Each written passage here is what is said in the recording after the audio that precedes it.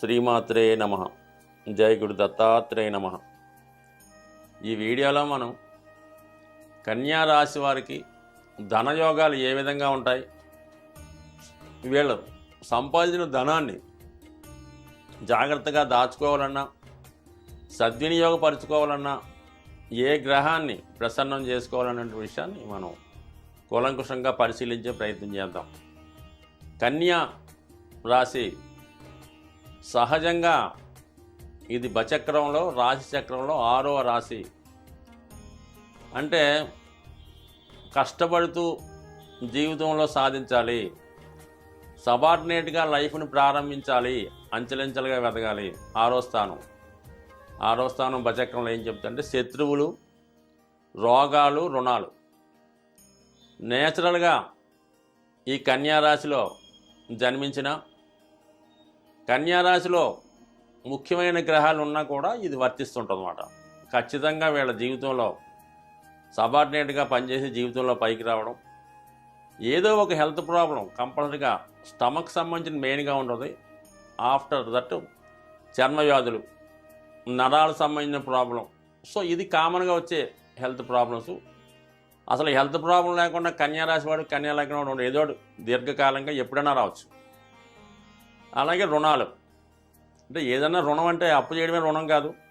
రుణానుబంధం ఎవరినో చేరదీసి పెంచడం, వీళ్ళు సంపాదించి ఇతరులకు పోషించడం, పెద్ద కుటుంబంలో జన్మించడం వల్ల అన్నదమ్ములకో, అక్క చెల్లెలకో, అలాగే తర్వాత సంతానాన్ని కూడా అంటే చాలా కాలం పాటు పెంచవలసి రావడం, ఇవన్నీ రాశి వారికి ఏదో బాధ్యత ఈ రుణాలు తీర్చుకోవడం జరుగుతూ ఉంటుంది. అయితే వీళ్ళు చాలా జాగ్రత్తగా వీళ్ళు సంపాదించింది వీళ్ళు అనుభవించలేకుండా పోతుంటారు, ఇతరులు అనుభవిస్తూ ఉంటారు. అలాగే వీళ్ళు ఏ సంస్థలో ఉద్యోగం చేసినా, ఎవరి దగ్గర సెక్రటరీగానో సబార్డినేట్గా ఉన్నా ఖచ్చితంగా వాడి జీవితంలో పైకి వస్తాడు. వీడు పనిచేసే సంస్థ ఖచ్చితంగా పైకి వస్తుంది. అంతా మొత్తం నాలెడ్జ్ అంతా ఉంటుంది అన్నమాట. ఒక నడిచే హ్యూమన్ కంప్యూటర్ లాగా ఉంటారు వీళ్ళు. వీళ్ళ సంస్థలో మానేసిన తర్వాత కానీ ఏదో కారణం వల్ల ఈ ఉద్యోగాన్ని విడిచిపెట్టిన తర్వాత ఆ సంస్థ సాధారణంగా దెబ్బతినడం జరుగుతుంటుంది. సో అది వీళ్ళని అందరూ ఉపయోగించుకొని జీవితంలో వాళ్ళ పైకి వచ్చి వీళ్ళకి సరైనటువంటి సౌకర్యాలు ఇవ్వకపోవడం వల్ల వేరే కారణం వీళ్ళు కూడా తప్పించడం జరుగుతూ ఉంటుంది. అంటే వీళ్ళు ఎంతసేపు కూడా కింగ్ మేకర్స్ అవుతుంటారు తప్ప కింగులు కాలేకపోతుంటారు. ఎక్కువగా వైద్య వృత్తిలోను, విద్యా సంస్థల్లోనూ, వ్యాపార సంస్థల్లో కూడా మామూలు చిన్న చిన్న అకౌంటెంట్గా కానీ, పద్దులు రాయటం కానీ, మొత్తం మీద చిన్న స్థాయి నుంచి పెద్ద స్థాయి వరకు రకరకాలుగా వీళ్ళు ఎంతసేపు కూడా ఒకళ్ళని వీళ్ళ తెలివితేటలతో పెంచి పోషించడం, మంచి నాలెడ్జ్, మంచి స్కిల్స్ కంపల్సరీ కలిగి ఉంటారు. మరి వీళ్ళకి లాభాధిపతి అంటే చంద్రుడు, 11వ స్థానాధిపతి చంద్రుడు అవ్వటం వల్ల స్నేహితులు, అంటే ముఖ్యంగా స్త్రీ స్నేహితులు, గర్ల్ ఫ్రెండ్స్ కానీ స్నేహితుల వల్ల లాభం పొందుతూ ఉంటారు. ఒక విధంగా కుటుంబ సభ్యుల కన్నా స్నేహితులే వీళ్ళని ఎక్కువగా ఆదరించడం జరుగుతూ ఉంటుంది. వీళ్ళని విద్యార్థి దశలో చదువుకునే టైంలో ఫీజులు కట్టలేకపోవడం వల్ల, వేరే కారణాల వల్ల ఇబ్బంది పడుతుంటే స్నేహితులే వీళ్ళ ఫీజులు కట్టడం కానీ, వీళ్ళకి ఉద్యోగాలు ఇప్పించడం కానీ, వీళ్ళ అభివృద్ధి చెందే విధానంలో స్నేహితులు చాలా వరకు సహకరిస్తూ ఉంటారు. మెయిన్ వీళ్ళకి స్నేహితులు ఎంత బాగుంటే వీళ్ళ జాతకం అంత బలంగా ఉంటుంది.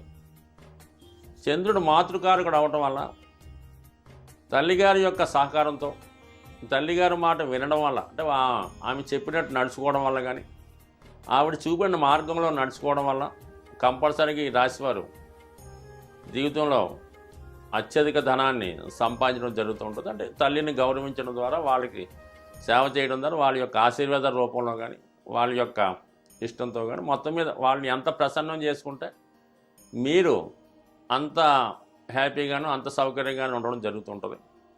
అలాగే తల్లిగారి తర్వాత సిస్టర్స్, పెద్ద సిస్టర్ ఎవరైనా ఉంటే ఆమె యొక్క హెల్ప్తో కానీ, ఆవిడ యొక్క గైడెన్స్తో కానీ ఖచ్చితంగా మీరు జీవితంలో పైకి రావడం జరుగుతుంటుంది. అయితే చంద్రుడు స్థిరమైన ప్లానెట్ కాదు. అమావాస్య నుంచి పౌర్ణమి వరకు, పౌర్ణమి నుంచి అమావాస్య వరకు కూడా వృత్తి క్షయం చెందుతూ ఉండటం. దాని తర్వాత మరి ఆ చంద్రుడి యొక్క పొజిషన్ ఏ విధంగా ఉంది వీళ్ళ అంటే, అమావాస్య ముందు పుట్టారా లేదా అమావాస్య తర్వాత పుట్టారంటే, వీళ్ళు పుట్టిన తర్వాత చంద్రుడు ఇంప్రూవ్ అవుతూ వెళ్ళాడా లేదా డిక్రీజ్ అవుతూ అమావాస్య వరకు వెళ్ళాడా అనే విషయాన్ని బట్టి కూడా వీళ్ళ యొక్క అభివృద్ధి ధన స్థితి కూడా కంపల్సరీగా ఉంటుంది. సరే, వీళ్ళ పౌర్ణమి ముందు జన్మించుంటే రాను రాను చంద్రుడు బ్రైట్గా మారి పౌర్ణమి రావడం జరుగుతుంటుంది. అందువల్ల వీళ్ళు ఒకవేళ పౌర్ణమి ముందు పుట్టుంటే కంపల్సరీగా జీవితంలో బాగా పైకి వస్తారు. మళ్ళీ ఆటోమేటిక్గా పౌర్ణమి తర్వాత మళ్ళీ అమావాస్యకు రావాల్సిందే కాబట్టి అంటే ముందు ఒక వెలుగు మళ్ళీ డౌన్ఫాల్ అవ్వడం జరుగుతుంటుంది. అదే అమావాస్య ముందు జన్మించారనుకోండి, అంటే కృష్ణపక్షం అనుకుందాం, నెమ్మదిగా క్షీణిస్తూ ఉంటాడు. అందువల్ల ఏంటంటే వీళ్ళు పుట్టినప్పుడు చాలా బాగుంటుంది, నెమ్మదిగా డౌన్ అయ్యి మళ్ళీ అమావాస్యకు వచ్చేస్తారంటే బాల్యంలో చాలా ఇబ్బంది పడతారని. దాని తర్వాత నెమ్మదిగా మరి అమావాస్య పోయిన తర్వాత మళ్ళీ వృద్ధి చెందుతాడు కదా, నెమ్మదిగా మళ్ళీ జీవితం చివరిలో మళ్ళీ వృద్ధి చెందుతారని వీళ్ళ యొక్క అంటే చంద్రుడి యొక్క స్థితిని బట్టి, చంద్రుడు అంటే ఒక కళలో మారుతూ ఉంటాడు కాబట్టి దాని స్థితిని బట్టి వీళ్ళ యొక్క అప్ అండ్ డౌన్స్, వృద్ధి క్షయాలు ఇవన్నీ కూడా చంద్రుని బట్టే ఉంటాయి. అలాగే వీళ్ళ మనసు కూడా ఒకప్పుడు చాలా సంతోషంగా, ఒకళ్ళు ఆనందంగా, ఇబ్బందిగా ఉంటుంది. మొత్తం మీద ఏంటంటే వీళ్ళ యొక్క డెవలప్మెంట్ ఈ విధంగా ఉంటుందని, ఎప్పుడు స్థిరంగా ఉండదని చెప్పడానికి ఇది ఒక ఉదాహరణ. సో ఆ విధంగా ఉంటే మరి లాభాధిపతి భాగ్యాధిపతితో కలిస్తే అంటే శుక్రుడితో కలిస్తే అంటే వీళ్ళకి అదృష్టవశాత్తు ధన భాగ్యాధిపతి ఒకటే అవ్వడం జరిగింది. అంటే భాగ్యాధిపతి శుక్రుడు లాభాధిపతి చంద్రుడితో కలిస్తే రెండు స్త్రీ గ్రహాలు అవ్వటం వల్ల శుక్రుడు జీవిత భాగస్వామి అంటే ఆ మగవాళ్ళ జాతకం ఎక్కువ అనుకుంటాం కాబట్టి భార్యకారకుడు కాబట్టి మరి వివాహం అయిన తర్వాత వీళ్ళకి భాగ్యోదయం అవుతుందన్నమాట. అంటే ధనం జనరేట్ అయ్యి అప్పుడు కళ్ళు తెరిచి ధనాన్ని బాగా సంపాదించి దాన్ని అంటే ఆఫ్టర్ మ్యారేజ్ బాగుంటుంది. శుక్రుడు చంద్రుడు కలిసి ఉంటే వీళ్ళ జాతకంలో ఆఫ్టర్ మ్యారేజ్ బాగోవడం, స్త్రీల నుంచి ఎక్కువ హెల్ప్ లభిస్తూ ఉంటుంది. అంటే వీళ్ళ స్త్రీల యొక్క సంస్థలో పనిచేసిన, స్త్రీ అధికారులు కింద పనిచేసిన, వీళ్ళంగా స్త్రీలు సంపాదించినటువంటి సంస్థల్లో పనిచేసినా కూడా అంటే అక్కడ ఎక్కడైతే స్త్రీ పెత్తనం ఉంటుందో వీళ్ళకి బాగా అనుకూలంగా రావడం జరుగుతుంటుంది. సో ఈ విధంగా వాళ్ళు ధన లాభాధిపతి కలిసినప్పుడు వివాహం తర్వాత కలిసి రావడం, గృహ నిర్మాణం కూడా వివాహం తర్వాతే రావడం కానీ కొంత ధనాన్ని సంపాదించడం కానీ ఖచ్చితంగా వివాహం తర్వాత డెవలప్మెంట్ అవ్వడం జరుగుతుంది. ఇక ధనాధిపతిగా ఉన్నటువంటి శుక్రుడు 12వ స్థానంలో ఉన్న అంటే సింహరాశిలో ఉన్న రవితో కలిసి కంబస్ట్ అయిన అంటే రవికి 10 డిగ్రీలోపు 4 డిగ్రీలోనూ 5 డిగ్రీలోనూ ఒకే డిగ్రీ మీద ఉంటే మొత్తం కంబస్ట్ శుక్రుడు వీక్ అయిపోతాడు. ఖచ్చితంగా కుటుంబ సమస్యలు, ఆర్థిక సమస్యలు, కంప్లీట్గా చాలా ఆర్థిక పరంగా ఇబ్బంది పడటం, తద్వారా వివాహ జీవితం కూడా పాడవడం జరుగుతుంది. కంపల్సరిగా మరి శుక్రుడు 12లో ఉన్న రవితో కలిసి కంబస్ట్ అయినా, రవితో కలిసి ఒకే రాశి అప్పుడు ఇక్కడ శుక్రమౌఢ్యం ఏర్పడుతుంటుంది. అందువల్ల ఏంటంటే ఆ విధంగా ఈ ధనాధిపతి వ్యయాధిపతితో కలిస్తే మొత్తం ఆర్థిక పరంగా చాలా ఇబ్బంది పడతారు, సంపాదించిన ధనాన్ని కూడా పోగొట్టుకుంటారు. అలాగే లాభాధిపతి చంద్రుడు వ్యయాధిపతి రవితో కలిస్తే అంటే అమావాస్య ఏర్పడుతుంది. అమావాస్య ముందు రోజు చతుర్దశి, అమావాస్య పాడ్యమో జరగచ్చు. మొత్తం మీద ఉండే దగ్గరను బట్టి లాభాధిపతి ఈ రవితో కలిసిన కంపల్సరీగా వీళ్ళ అసలు సోర్స్ ఆఫ్ ఇన్కమే ఉండదు, జీవితంలో సెటిల్ అవ్వడం కష్టం అవుతుంటుంది అన్నమాట. ఆ విధంగా అదొక ఇబ్బంది. మొత్తం మీద ఏంటంటే ఈ రెండు గ్రహాలు కూడా శుక్రుడు చంద్రుడు రవికి దూరంగా ఉండాలి. ఇక్కడ యొక్క సింబాలిక్గా చెప్పాలంటే లాభాధిపతిగా ఉన్నటువంటి చంద్రుడు కూడా జలతత్వ గ్రహం, ధనాధిపతిగా ఉన్నటువంటి శుక్రుడు కూడా జలతత్వ గ్రహం. ఈ జలతత్వ గ్రహాలు అగ్నితత్వ గ్రహం అయినటువంటి రవితో కలిసిన మొత్తం total damage, finance complete damage, లేదా ఇంకొక అగ్నితత్వ గ్రహం అయినటువంటి కుజునితో కలిసిన కంప్లీట్గా కుటుంబ సమస్యలు, గొడవలు, చికాకులు, మొత్తం అది ఇంకా స్ట్రగుల్గా ఉంటుంది.